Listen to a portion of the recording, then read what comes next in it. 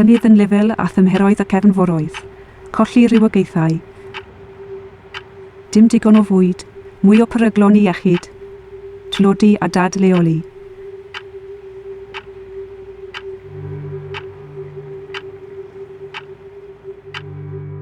Dyma effeithiau newid yn yr hinsawdd. Mae'n rhaid i ni wneud newidiadau nawr i bennu llwybr cadarnhaol ar gyfer y dyfodol.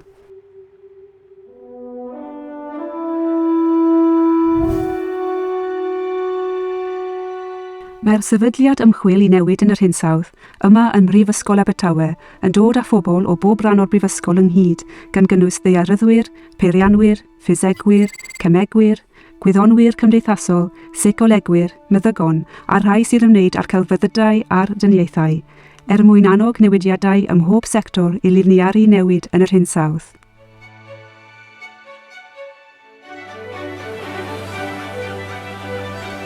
Al Brifysgol a Drothwy Penrhyn Gwir, yr ardal gyntaf yn y Deyrnas Unedig i'w dynodi'n ardal o harddwch naturiol eithriadol.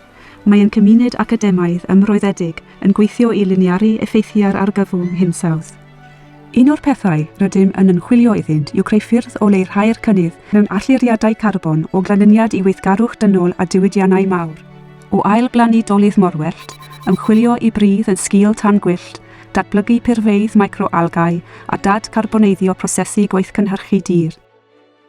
Rydym yn cymryd camau breision tuag at ddileu rhai o achosion newid yn yr hinsawdd. Rydym yn arwain ffyrdd o feddwl, yn cynghori llywodraethau ac yn lliwio eu polisïau y maes ynni adnewyddiadwy. Mae specific, y canolfan arloesi a gwybodaeth yma ym Mhrifysgol Abertawe, wedi bod yn creu adeiladau sy'n gallu cynhyrchu, storio a rhyddhau ei wres a'i trydan eu hunain o ynni solar. Yn wir, maent yn cynhyrchu mwy o ynni nag maent yn ei ddefnyddio. Mae gweledigaeth specific yn seiliedig ac yn arbenigedd mewn amrywiaeth o feisydd technoleg, gan gynnwys caenau gweithredol, deunyddiau ffotovoltaig, systemau solar thermol, storio gwres a thrydan.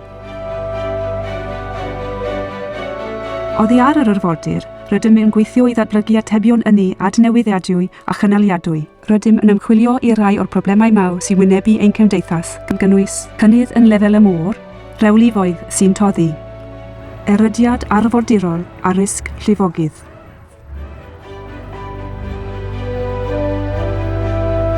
Our research institute aims to bring together the whole Swansea University community for interdisciplinary research in fighting for the future of a planet for our children. As an educational institution that continues to enrich the next generation, we are responsible for protecting the future for them.